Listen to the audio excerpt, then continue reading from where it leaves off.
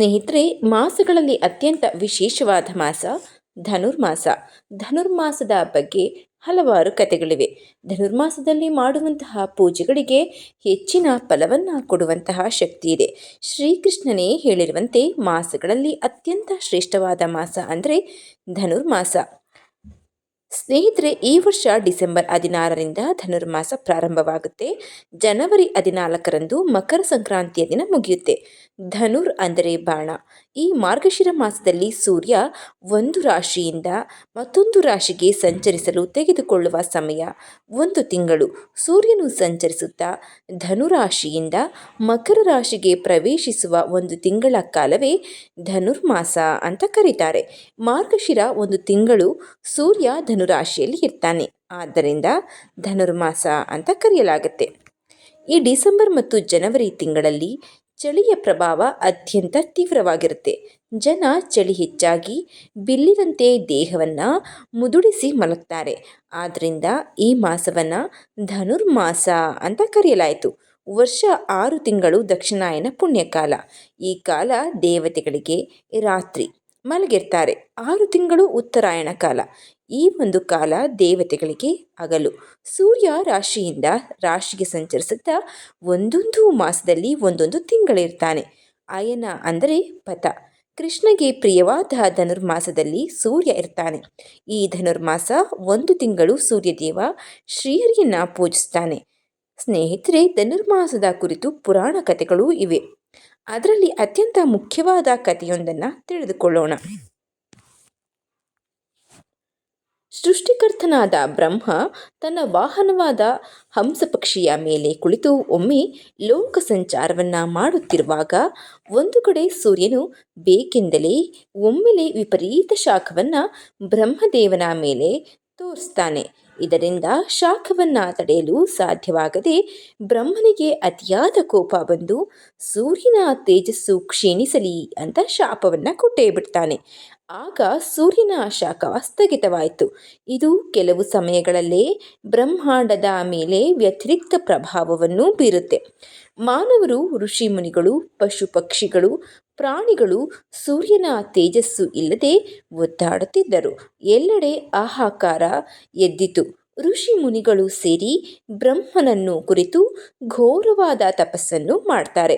ತಪಸ್ಸಿಗೆ ಮೆಚ್ಚಿದ ಬ್ರಹ್ಮ ಪ್ರತ್ಯಕ್ಷನಾಗಿ ಋಷಿಮುನಿಗಳ ಸಮಸ್ಯೆಗೆ ಪರಿಹಾರ ರೂಪವಾಗಿ ಸೂರ್ಯನು ಇರುವ ಧನುರ್ಮಾಸದ 1 ತಿಂಗಳು ಬ್ರಾಹ್ಮಿ ಮುಹೂರ್ತದಲ್ಲಿ ಮಹಾವಿಷ್ಣುವಿನ ಆರಾಧನೆಯನ್ನ ಮಾಡಿದ್ರೆ ಸೂರ್ಯನ ತೇಜಸ್ಸು ಎಂದಿನಂತೆ ಪ್ರಕಾಶಿಸುತ್ತದೆ ಎಂದು ಸಲಹೆಯನ್ನು ನೀಡ್ತಾನೆ.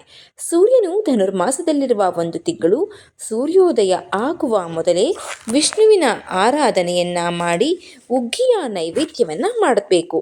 ಇದೇ ರೀತಿ 16 ವರ್ಷಗಳ ಮಾಡಿದ ನಂತರ ಸೂರ್ಯನ ತೇಜಸ್ಸು ಬೆಳಗಿ ಲೋಕ ಕಲ್ಯಾಣವಾಗುತ್ತದೆ. ಸೂರ್ಯನಿಂದ ಧನುರ್ಮಾಸ ಪೂಜೆ ಆರಂಭಗೊಂಡಿತು ಎಂದು ಹೇಳಲಾಗುತ್ತೆ. ಮಹರ್ಷಿ ಗೌತಮರು, ಭೃಗು ಮಹರ್ಷಿಗಳು, ವಿಶ್ವಾಮಿತ್ರರು, ಅಗಸ್ತ್ಯರು ಹಾಗೂ ದೇವಾನುದೇವತೆಗಳು ಧನುರ್ಮಾಸದ ಪೂಜೆ ಹಾಗೂ ಮಹಾವಿಷ್ಣುವಿಗೆ ಪ್ರಿಯವಾದ ಹುಗ್ಗಿಯನ್ನು ಅರ್ಪಿಸಿ ಭಗವಂತನ ಕೃಪೆಗೆ ಪಾತ್ರರಾಗ್ತಾರೆ. ಆಮೇಲೆ ನಂತರ ಸೂರ್ಯನ ತೇಜಸ್ಸು ಎಂದಿನಂತೆ ಪ್ರಕಾಶಮಾನವಾಗಿ ಬೆಳಗುತ್ತೆ ಅನ್ನುವುದು ಪುರಾಣದಲ್ಲಿ ಕಂಡುಬರುವಂತಹ ಧನುರ್ಮಾಸಕ್ಕೆ ಸಂಬಂಧಿಸಿದ ಒಂದು ಕತೆ. ಸ್ನೇಹಿತರೆ, ಮತ್ತೊಂದು ಕಥೆಯನ್ನು ತಿಳಿದುಕೊಳ್ಳೋಣ. ಮತ್ತೊಂದು ಕಥೆಯ ಪ್ರಕಾರ ಪಾಂಡವರು ಒಮ್ಮೆ ವನವಾಸದಲ್ಲಿದ್ದಾಗ ಕಾಮ್ಯಕಾವನದಲ್ಲಿರ್ತಾರೆ. ಒಬ್ಬರಲ್ಲ ಒಬ್ಬ ಋಷಿಗಳು ಬಂದು ಪಾಂಡವರ ಆತಿಥ್ಯ ಸ್ವೀಕರಿಸಿ ಅವರಿಗೆ ಸಮಾಧಾನವಾಗುವಂತಹ ಹಲವಾರು ಕಥೆಗಳನ್ನು ಹೇಳುತ್ತಿರ್ತಾರೆ ಹಾಗೂ ಯುಧಿಷ್ಠಿರನ ಪ್ರಶ್ನೆಗಳಿಗೆ ಉತ್ತರವನ್ನು ಕೊಡ್ತಿರ್ತಾರೆ. ಹೀಗಿರುವಾಗ ಒಮ್ಮೆ ನಾರದರು ಕೂಡ ಬರ್ತಾರೆ.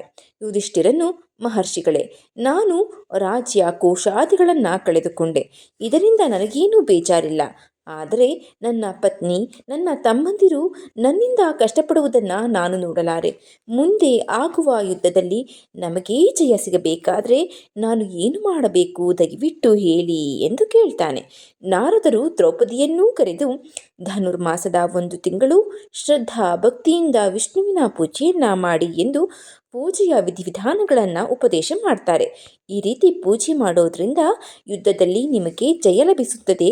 ಮುಂದೆ ಪಾಂಡವರೇ ಯುದ್ಧವನ್ನು ಗೆಲ್ಲುವಂತಾಗುತ್ತದೆ.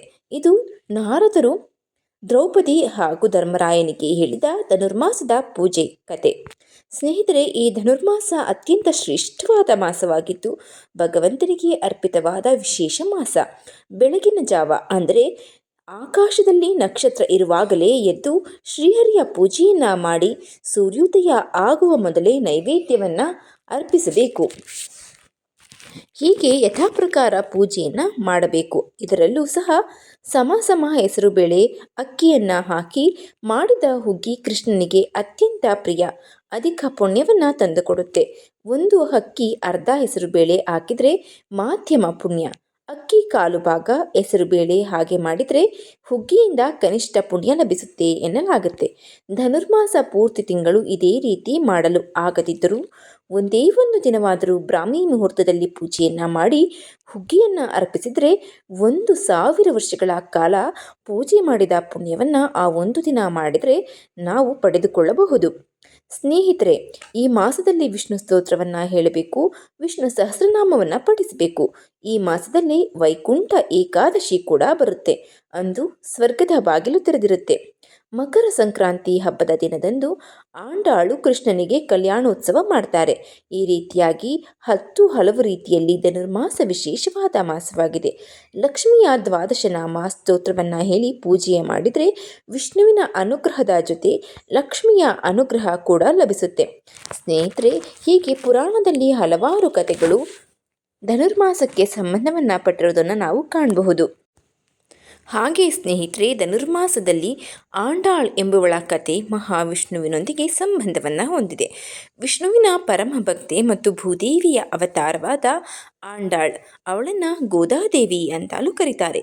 ತನ್ನ ಪ್ರಿಯತಮ ಶ್ರೀಕೃಷ್ಣನನ್ನು ತಲುಪಲು ಧನುರ್ಮಾಸದಲ್ಲಿ ತಿರುಪ್ಪಾವೈ ಎಂಬ 30 ಕವನಗಳನ್ನು ರಚಿಸಿ ವ್ರತವನ್ನು ಮಾಡಿ ಭಗವಂತನೊಂದಿಗೆ ಏಕವಾದ ಕತೆ ಈ ಒಂದು ಆಂಡಾಳ್ ಕತೆ. ಈ 30 ದಿನಗಳ ವ್ರತ ಆಂಡಾಳ್ ಭಕ್ತಿಯನ್ನು ಸ್ಮರಿಸುತ್ತಾ ವಿಷ್ಣುವಿನ ದೇವಸ್ಥಾನಗಳಲ್ಲಿ ವಿಶೇಷ ಪೂಜೆ, ಪಾರಾಯಣ, ರಂಗೋಲಿಗಳೊಂದಿಗೆ ಆಚರಿಸುವ ಪವಿತ್ರ ಪದ್ಧತಿ ಕೂಡ ಆಗಿದೆ. ಈ ಆಂಡಾಳ್ ಭೂದೇವಿಯ ಅವತಾರವೇ ಎಂದು ನಂಬಲಾಗಿದೆ. ವಿಷ್ಣುವಿನೊಂದಿಗೆ ವಿಲೀನಗೊಳ್ಳಲು ಈ ಒಂದು ಆಂಡಾಳ್ 30 ಕವನಗಳನ್ನು ರಚಿಸಿದ್ದಾಳೆ. ಅವುಗಳನ್ನೇ ತಿರುಪ್ಪಾವೈ ಅಂತಾನೂ ಕರೀತಾರೆ. ಆಳ್ವರ್ಗಳಲ್ಲಿ ಒಬ್ಬರಾದ ವಿಷ್ಣುಚಿತ್ತನ ಉದ್ಯಾನದಲ್ಲಿ ಗೋದಾದೇವಿ ಜನಿಸ್ತಾಳೆ. ವಿಷ್ಣುದೇವ ಕನಸಿನಲ್ಲಿ ಬಂದು ಅವಳನ್ನು ಭೂದೇವಿಯ ಅವತಾರ ಅಂತ ವಿಷ್ಣುಚಿತ್ತನಿಗೆ ತಿಳಿಸ್ತಾನೆ. ಆಂಡಾಳ್ಗೆ ಶ್ರೀಕೃಷ್ಣನ ಮೇಲೆ ಅತಿಯಾದ ಪ್ರೀತಿ. ಕೃಷ್ಣನನ್ನು ತಲುಪುವ ಏಕೈಕ ಮಾರ್ಗವೆಂದರೆ ಅವನನ್ನೇ ಪ್ರೀತಿಸುವುದು. ಧನುರ್ಮಾಸದಲ್ಲಿ ತನ್ನ ಗೆಳತಿಯರನ್ನು ಸೇರಿಸಿಕೊಂಡು ವೃಂದಾವನವನ್ನು ಶ್ರೀವಿಲ್ಲಿ ಆಗಿ ಕೃಷ್ಣನನ್ನು ರಂಗನಾಥನನ್ನಾಗಿ ಭಾವಿಸಿ 30 ರೀತಿಯ ಕವನಗಳನ್ನು ರಚಿಸ್ತಾಳೆ. ಇವುಗಳೇ ತಿರುಪ್ಪಾವೈ. 30ನೇ ದಿನದಂದು ಅಂದರೆ ಧನುರ್ಮಾಸದ 27ನೇ ದಿನದಂದು ರಂಗನಾಥನೇ ಪ್ರತ್ಯಕ್ಷನಾಗಿ ಆಂಡಾಳನ್ನು ಮದುವೆಯಾಗ್ತಾನೆ.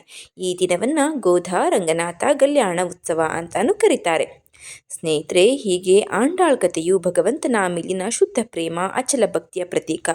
ಧನುರ್ಮಾಸದ ಆಚರಣೆಯು ಆಕೆಯ ತ್ಯಾಗ, ಭಕ್ತಿ ಮತ್ತು ಭಗವಂತನೊಂದಿಗೆ ಐಕ್ಯವಾಗುವ ಪ್ರಕ್ರಿಯೆಯನ್ನು ನೆನಪಿಸುತ್ತೆ.